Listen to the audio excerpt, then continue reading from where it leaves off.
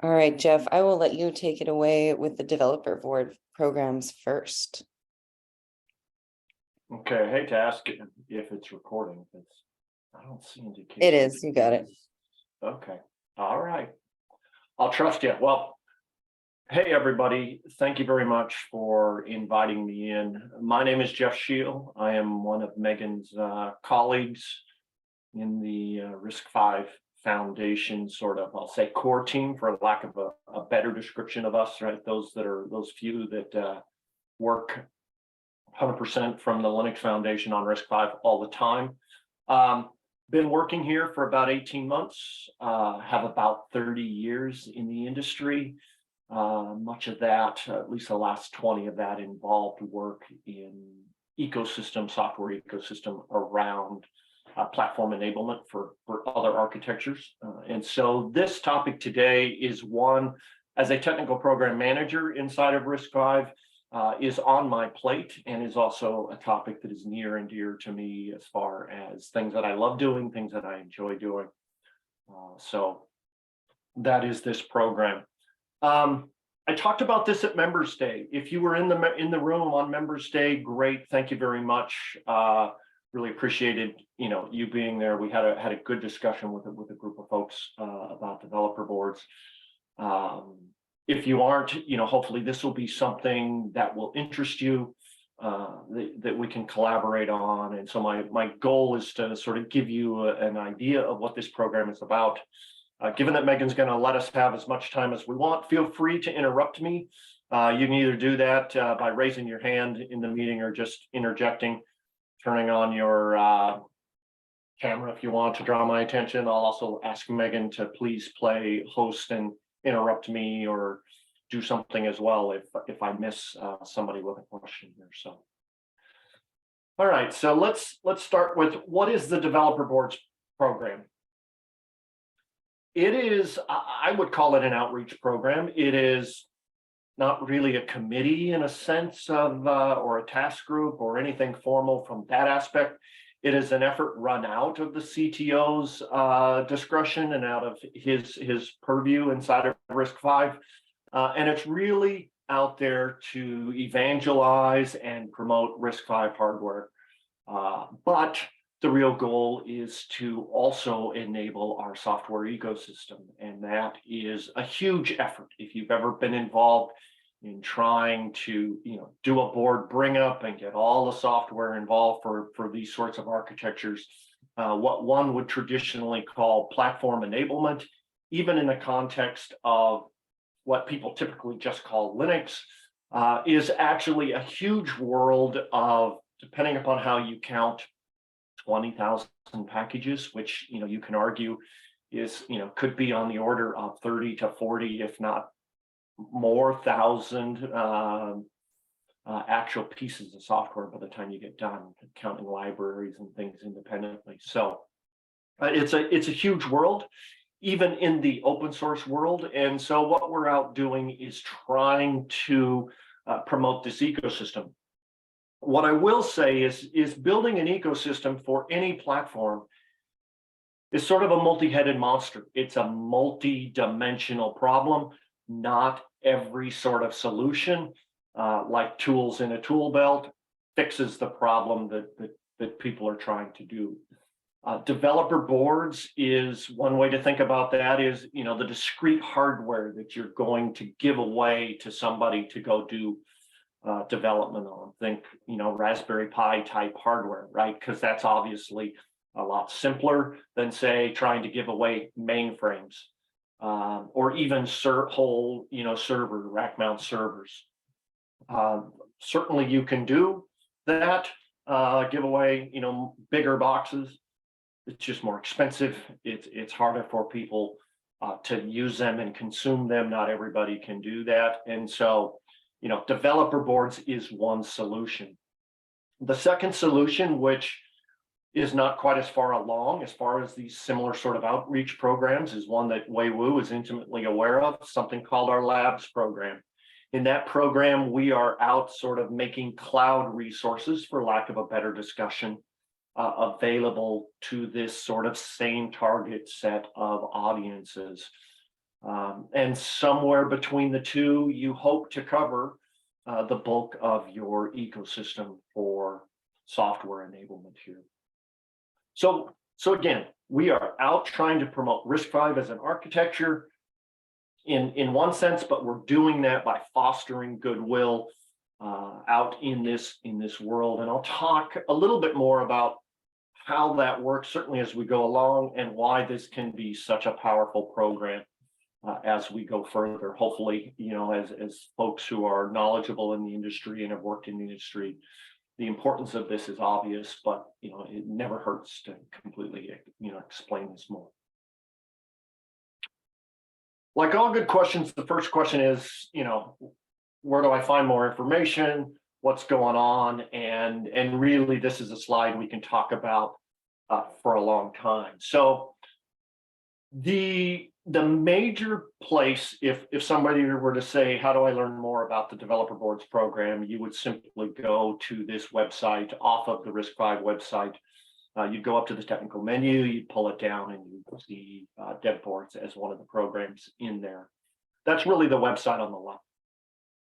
That, again, has our overview there. The details, as far as what's really going on behind this, is found by clicking on the bright yellow button on the left. Gets you to the details website behind us, which is where all of the details about the program exist. So in a simple sense, the way to describe this program is, one, you have to sort of think of a board or something that is available. You can't go, we're not yet inventing boards to solve our problem, so somebody has to actively have a board. We then come out to this nice website on the right. We start an active program. We set up a link to a form whereby people can go propose projects that they would do if they had one of these boards. We leave that open for a period of time. We go review those projects. We decide how many boards we're going to buy. And we, in a sense, then review the projects, accept the projects, and send the boards out such that the goal is always for them to arrive free of charge for the people that are going to help us here in this space and the projects we select. And then you basically enable them to start working on their projects. And in the end, you end up collecting intermittent status from them, helping solve problems. And finally, when they're done, you likely leave that board with them as a thank you for their goodwill and the work that they've done in the open source community. Now, it all sounds very simple.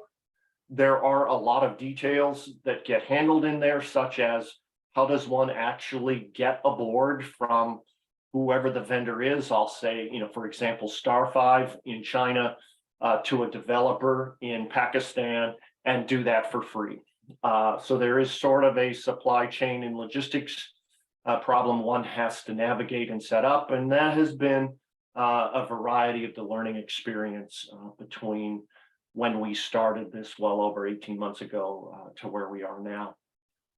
We've also, continuously are trying to get new board vendors in here. There is also this sort of, I don't want to say trade-off, but give and take, right? Every piece of hardware is sort of confidential. It is kept under wraps until it's announced.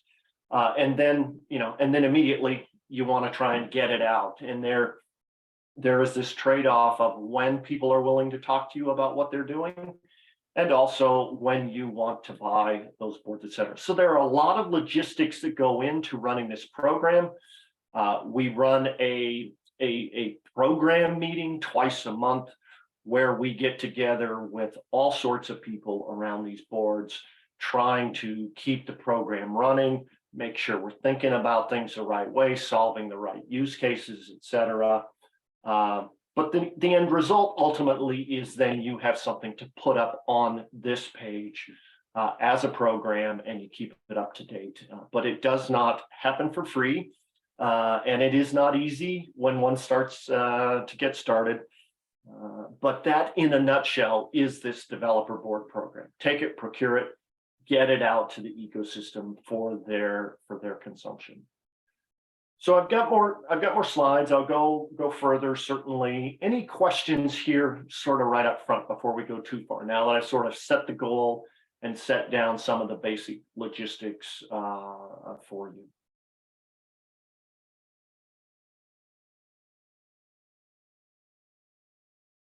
Well, okay. If you do think of something, please do ask. Okay. So I put up this next slide, not to make it an eye test, not to make you read it, but to help you also start to realize the problem that we have. It is a developer board program. This is not, I mean, the end goal here, of course, is to end up with hardware further down the road that is truly consumer grade, right?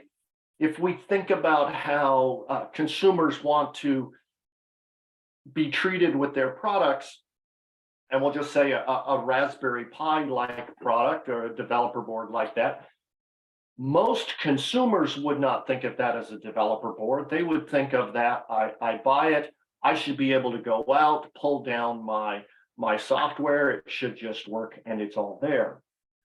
That is not the case for a developer board. I mean, certainly that's the end goal. That's where we want to be.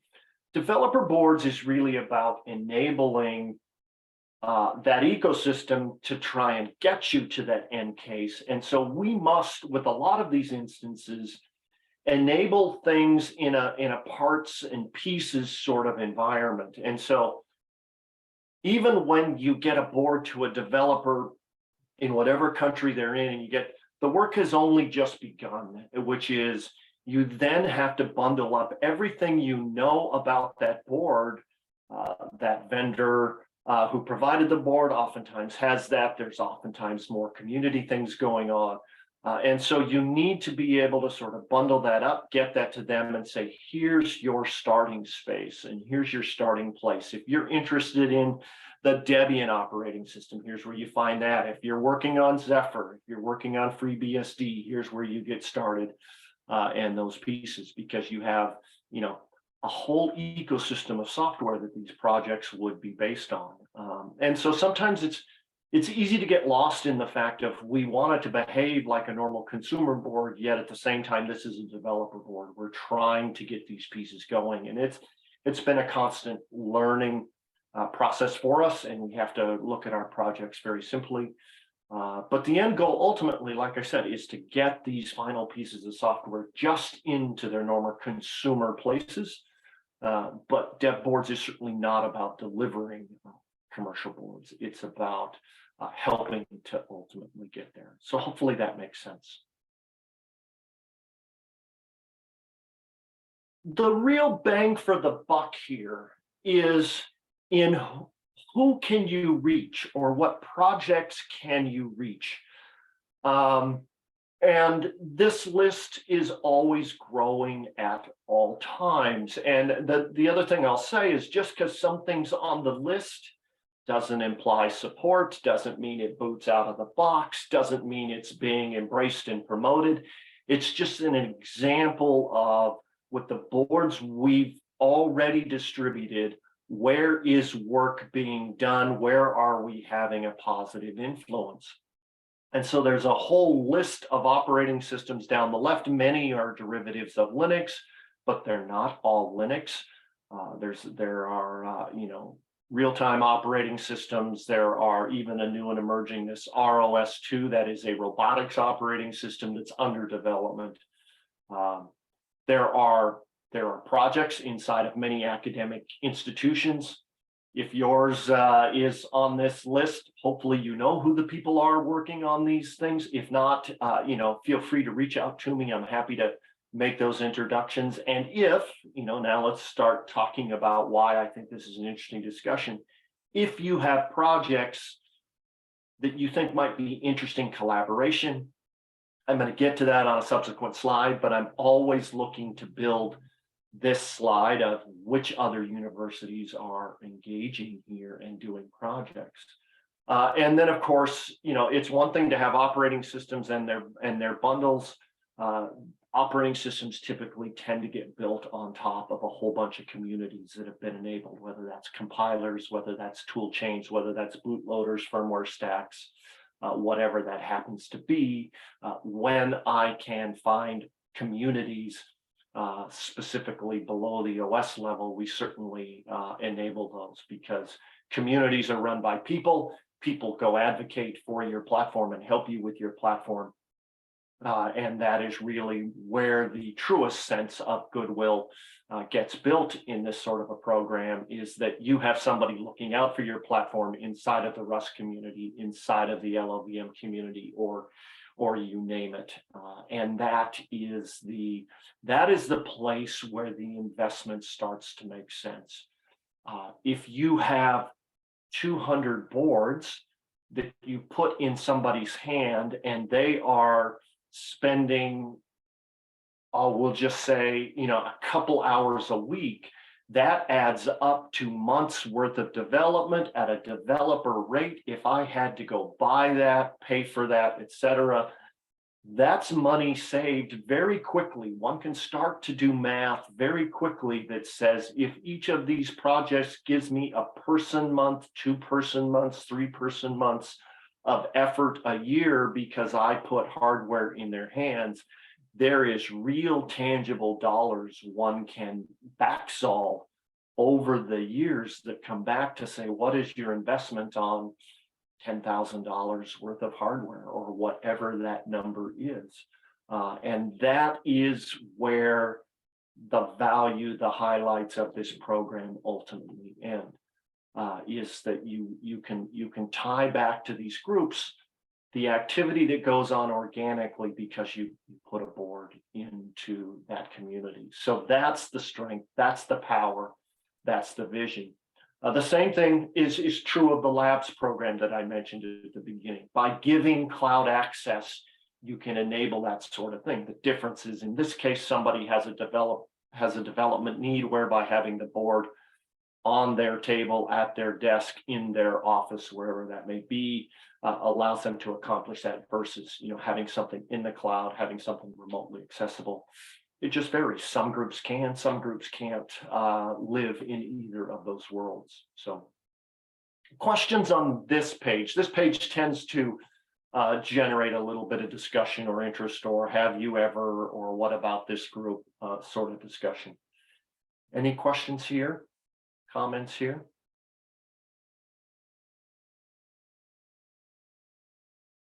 All right. Megan, a very quiet group. I must be doing a great job. What do you think? You are, that's why. Oh, okay. All right, cool. Well, as a good host, you say the right thing, so I appreciate that. So it's one thing to be able to have a list like the previous page had.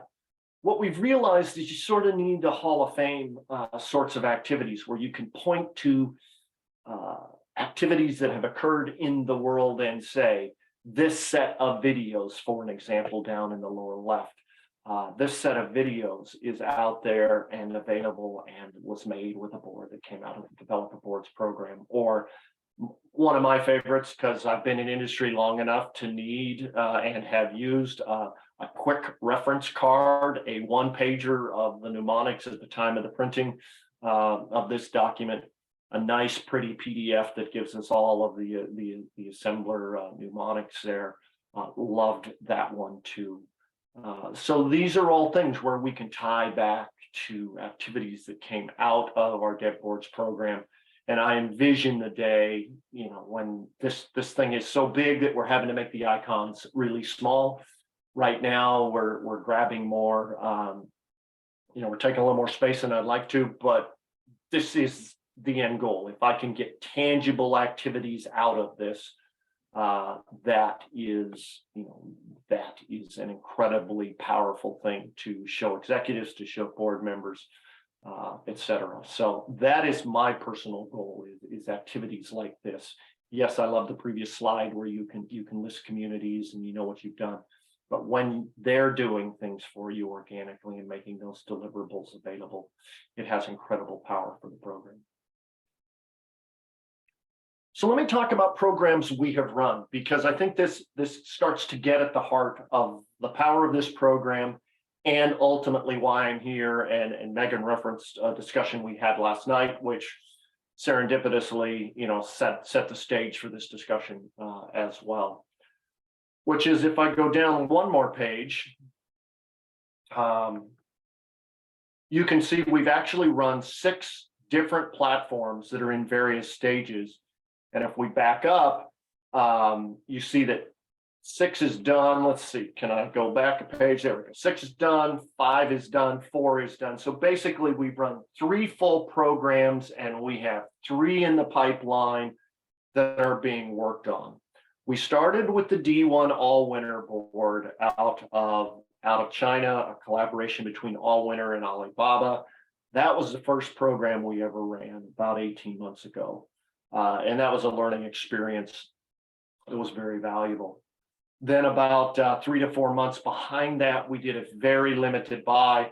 As you can see, there's about 25-ish boards in there from Sci-Fi of the unmatched boards. This has been to date the closest thing to really a server board that RISC-V has in the ecosystem. We got those boards out. But then our most popular program to date, working bottoms up, is item number 4. Perhaps you've heard of the Vision 5 V1 boards. We've purchased 105 of those, and those are out. Those have been distributed at a very popular board today. Two core processor, 8 gigabytes of memory. Doesn't have like PCI expandability and some of those capabilities, but a nice sort of Raspberry Pi-like form factor board. Been very, very well received in the marketplace. As you can see by number 2, they're getting ready to, Vision 5 is getting ready to commercially make available their V2 of those boards. They did a Kickstarter, have just shipped all of their Kickstarter boards. They shipped out about 2,000 Kickstarter boards, which is a great set of boards for, early hackers, I will say. And, dev boards, as we try to find our way through this, is sort of waiting for that first really reproducible commercial sort of program, as opposed to the early engineering parts, I might call them, as a platform enablement sort of guy. So we have a set of projects that have been solicited. We're getting ready to buy. It turns out that pipeline is currently not yet fully enabled commercially, but I'm getting ready to buy, and I expect that I'll be placing the order for those boards here very soon, and basically going through all of my projects and saying yes, no, and sending the congratulations or I'm sorry emails to each of those groups. So that is coming. We also have in number 3 a program that in theory could be our first RISC-V laptop program. That is one that has struggled with supply chain issues. It's been promised to us for a couple quarters now. Always sort of moves along a little bit, but it's slow. It's hard to know when that's going to come to occurrence. Now, these are early engineering. I don't want to say prototypes, that's wrong, but these are early engineering builds. So that means expense. And it means, there's not going to be a lot of them. So very limited quantities, high expense. And so we've set aside funds to go get 10 of those if they come to the market. You can also guess this is a very popular sort of platform. Everybody would like to raise their hand. So there will probably be lots of demand and not quite the ability to satiate that from a dev boards program perspective. Hopefully, though, this will come to market and be well received in things that we have. Clearly has a role in what we need to do relative to ecosystem growth. It's just a matter of, can the program come together and can we actually get those out, or actually get them here so we can get them out. So that's something we're watching very closely and very hopeful for. The item that brings me here is item number 1. And this is what Megan and I were talking about. So traditionally, all the boards we have below have either sort of addressed, various clear markets, or I would argue, had very clear sort of software ecosystem development use cases. But we were presented with a board here late last year called the RISC-V board. I'm not sure if you're familiar with that. And if you are more knowledgeable of the 32-bit sort of small IoT space, the core of this board is basically a small 32-bit RISC-V processor coupled with a very small FPGA. And that then gives you the ability to interact with a board that can do some unique things. Not a traditional, I would argue, software development platform. It could be a bit of a processor development platform in that you do have an FPGA there, but in reality, that FPGA, because of these are relatively reasonably priced boards. In fact, I would argue greatly priced boards. These boards are not huge FPGAs; they're relatively small. So this is probably, again, still targeted at the IoT market or maybe prototyping an accelerator of some sort. So that's why I come to this group. I have these boards. They don't traditionally fit into the environments and the ecosystem that I know of, but I'm sure they have some use cases here. And so I'm thinking educational programs. I'm thinking curriculum sorts of thing, curriculum development. I'm thinking demonstrations, that's what brings me to this group is if I were to send an email to your mailing list with pointers and information about that board, would you guys be willing to give some thought to this board if you have not, and help me try to find something to do with my boards? Because I really feel like there are things we have in common. Megan agrees with this. And so, hopefully we can find something and you would have some interesting ideas of what to do with this. So these are the boards to date. Let me just stop and say, on that potential collaboration opportunity, any feedback, even if it's, yeah, sounds great, or no, it doesn't. Sounds great. A good list. Maybe looks too complete on your slide. I mean, it's like everything's closed by now, except one program. But as an idea, it's a very good one to see. Yeah, no, Eugene, this list will continue growing. We know we have boards coming. It's just that I can't talk about boards before they're sort of publicly talked about. And I'll give you an example of a board of that I know is coming, has been talked about, but I can't really put it on the board and start soliciting yet, right? I mean, Unmatched has a follow-on, will have a follow-on from Sci-Fi. You've seen perhaps the Horse Creek announcements from Intel. You've seen them talk about working with Sci-Fi. We now, just like in the last week or two, are starting to see names on these things. I think they're calling it the Pro 550 board. So, there's more coming, right? This list is only going to continue to push down and get longer. And so it will be opening up. And again, if you go back to the beginning of this presentation and look at that website and go to the details page, I will add new boards as I begin to start these programs with things that I can. That was the question. So the entries for this list will appear on that reference you shown at the beginning. Okay. Yes, absolutely. Absolutely. Yep. Great question.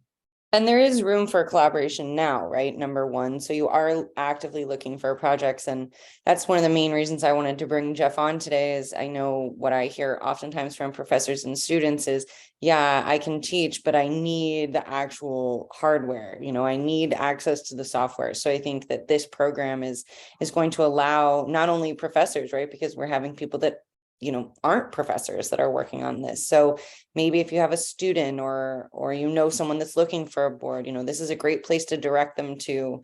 Jeff, how are we announcing it? Or is it just like you have to go to the website and sort of check monthly or?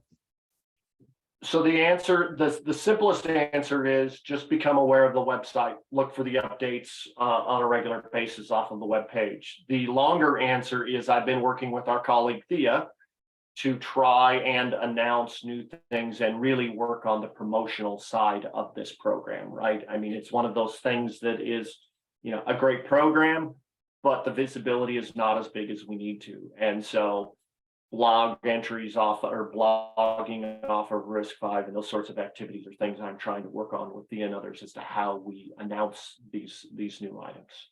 Yeah. And if you let me know when a new, form is open, I can be sure to send it out to this group as well so that they know when they're live. Well, and the other thing is, just like with this RISC-V board, I'm going to write up and send you sort of to your list, the capability and kind of make the call for, hey, come work with us here. We can do the same thing with the new boards Awesome. as well, and just send it in, and I'll put you on my places where I go advertise. Because quite honestly, as we've run this program to date, that list of academic institutions that I showed on the sort of the community slide with all the names, that came from my reading through those projects, looking at those projects. And when I got professors and people that said, I'm working on this associated, with my university, or I'm at this university doing this kind of work, and I'd like to do this with RISC-V, that's where that came from. And quite honestly, my favorite part is when somebody says in there, I'd like to work on curriculum. I'd like to use this board for curriculum, or I'd like to develop this class, or I'd like to try and, as is typically the case, I'd like to try and replace ARM, or I'd like to try and replace Raspberry Pis that we're using with RISC-V boards. I love those opportunities to enable professors to get hardware to try that with. And so that is clearly an opportunity that's here for us to collaborate on this, right? And Jeff, I think there are two basic goals that this list addresses. And one is how to enable whatever basic level of interest on a new platform, which would be the RISC instead of ARM, for instance. Mm-hmm. And if basically any board can suit that level generally. And the other goal is to find in a list something that's enabling a new next level that was not reachable before, and the new product coming has this new feature added, and I can be at the frontier of the research if I get the board.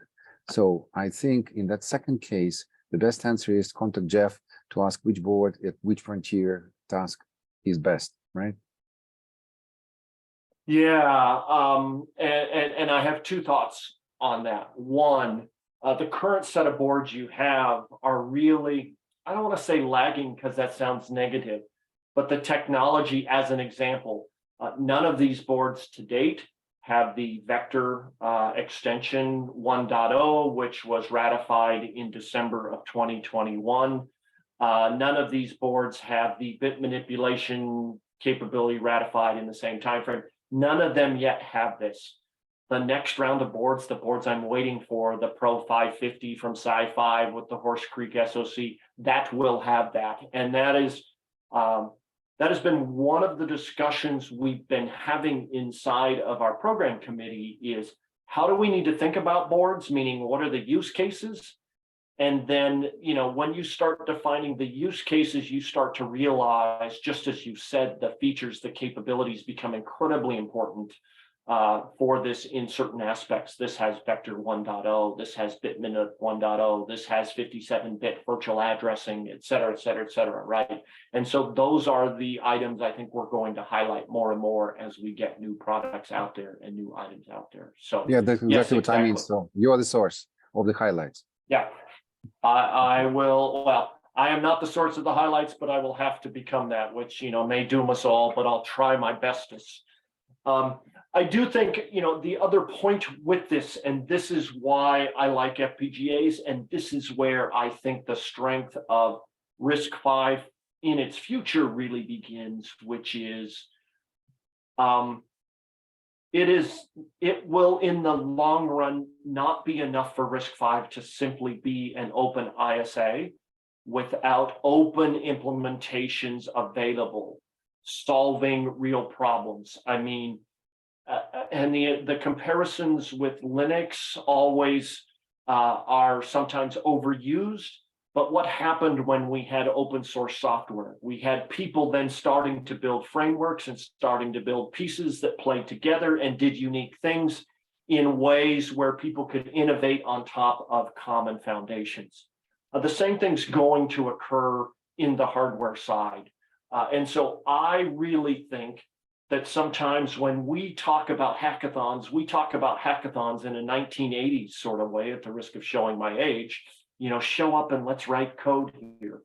The kind of code we need to be thinking about in RISC-V is not code in the sense of C, Rust, Go. We should be thinking of helping people learn to design and build their own components at the processor level. Because what's one thing our competitors can't do? That's go get an open implementation of their ISA and show me something new and innovative on top of this. And so I'd love to see curriculum, and I'd love to see development of hackathon type, or go add an extension to something, and how we leverage that both as a learning opportunity, academic opportunity, and a way to feature what we can do that the competitors can't. And so, when this thing's really humming, we will have that capability going at, in your group. I'll be enabling that. We'll be talking about the next set of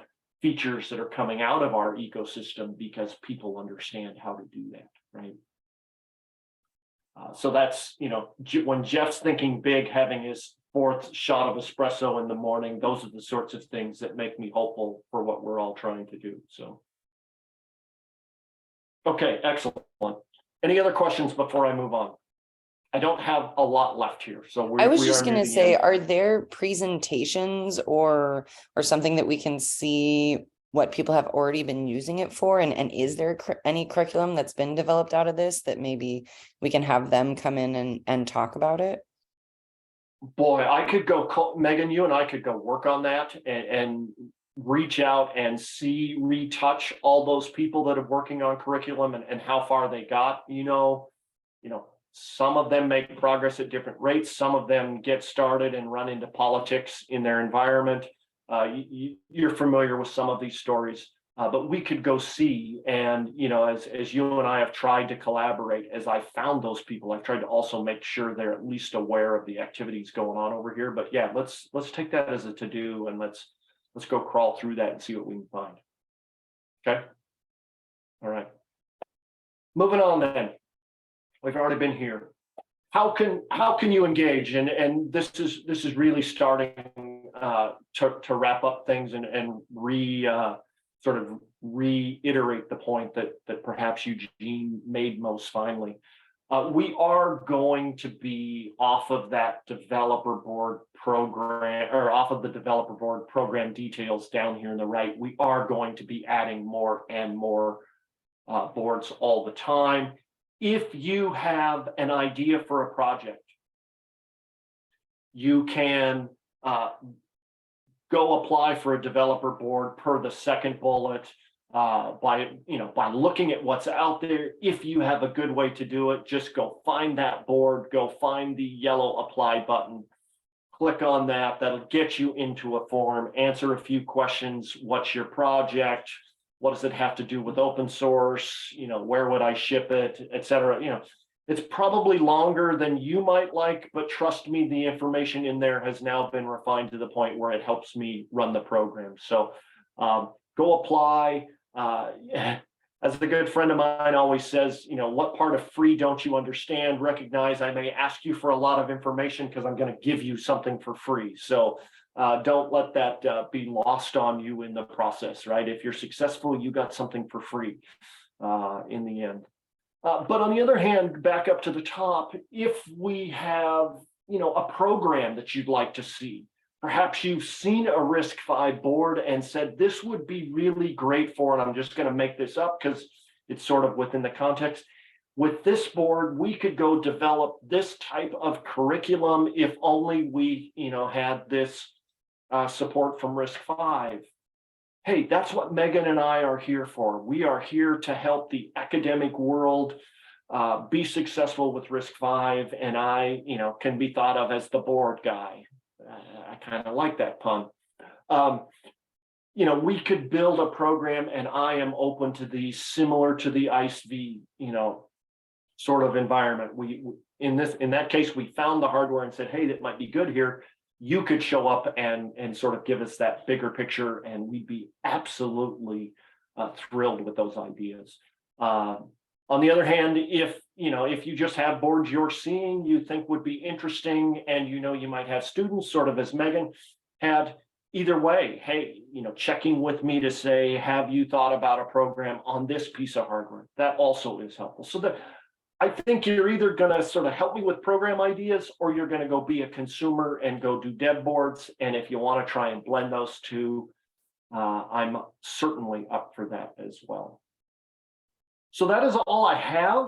There is, I'll share the slides with Megan. There are more slides in the back end of this, more words, more details, sort of status of things going on, what people have thought of the programs that are out there. I'm happy to share all that with you, but I don't think it's worth crawling through here. So final set of questions, final thoughts, comments on the program. Love to have you reach out either way. But thank you very much. Final thoughts, questions? Okay, good afternoon. Here is Pavel Pisha from Czech Technical University. I have question how it is with possibility to be informed about a new board which is available. If it is possible to register to some mailing list or something like that. I'll be sure that this group knows moving forward. I'll send out an email in the academic and training SIG. Yes, so for each new board, you will send it? Yeah, Great. with the details and the link to apply. Okay. The other thing is that I have seen that there is that toy board with expressive and FPGA. I have filled the applicants for it because we have implemented CAN drivers for it and push this to the main line of Nutix. And I know even directly people from Expressive who are in the design of those chips. So the board is interesting for me, as well as the IC40 from latest, because we do a lot of FPGA stuff, but I have no this cheap chip with open source Yosys toolchain yet. So basically we have Xilinx, Zinc, Alteras, or now AMDs and Intel and so on. I even work, if you have interest, what I can test is some RISC-V core on Nano Explore FPGA. We have done the project for European Space Agency, if you know this platform. And it is quite expensive, so there is not many people on the at least in our republic who has this board. We have something like so Pavel, let's do a couple things. I'll go check the my form for the ISV to see, make sure you are there. Certainly, let's follow up when I post about that to the academic initiatives and we start making sure you guys are in the loop. Feel free to reach back out to me directly after that post, because my email should be in there. Feel free to reach out and we can have more discussion about other opportunities and other things, because I think this is the sort of I feel this is the sort of relationship we need to foster here between the two groups. So I'm very much open to what you're suggesting. And we have many motion control stuff done at the company level, and at the university we teach with VxWorks, RTMS, Linux, connect DC motors, BLDC motors, everything. So we have quite a lot of experience in this area. Good, excellent. I love it. In the fact, I would be very happy to have that Icefire, the boards with FPGA. It would be very interesting for us. Okay, excellent. Any other questions before I give Megan back her agenda and allow her to accomplish something today, as opposed to my hogging all of her time? All right, Megan, I think it's back over to you. Thanks, Jeff. Really appreciate you taking the time to come in, and glad to see that we can really start to combine the two programs and make sure that everyone in this group is aware of when new boards become available. So thank you for taking the time. Cool. We'll get that announcement out to the list this afternoon. Certainly. Awesome. Thanks, Jeff. You can hear a child that doesn't want to go to school. That's what's happening in my background.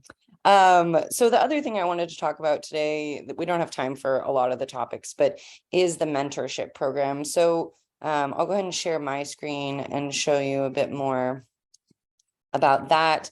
But something we've been talking about is really making it so that academics can utilize this program to help the ecosystem develop, right? So maybe you have an idea of something you want to work on, but you need man hours. And so that's the great thing about this mentorship program is RISC-V International pays the mentees. We do not pay the mentors, so just so you are aware of that right off the bat, but we do pay the individual mentees that are contributing. So right now, applications are open for mentees to apply for 2 mentorships that are open currently. If you want to see those, I'll put this link in the chat for you all. If you want to see those, you'll just click here and that'll take you to the programs that are open. Another nice thing about how this is set up is it's through a Linux Foundation software. So you'll see all Linux Foundation projects that are currently accepting mentees. So those are the 2 that we have going right now. And these are both done with someone who was actually previously a mentee in our program and now is working with his university to produce 2 different mentorships and working with other mentors to help this program. So it's a really cool way for either you or your students or someone who's trying to switch over from a different architecture to learn more in-depth, more hands-on how to utilize RISC-V and to have that mentor there. Wei Wu has been a mentor many times, as has his program. So it's interesting. We're seeing a lot less applications right now of people that want to be a mentor, but we're seeing a lot more applications from people that want to be a mentee. So there's so many people out there who really want to utilize this experience, something they can put on their resume.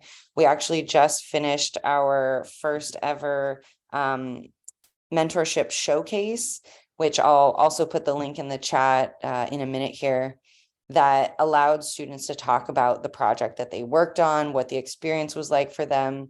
And it's really awesome to see how much these mentees learn and grow and what they're able to do and how it benefits the ecosystem.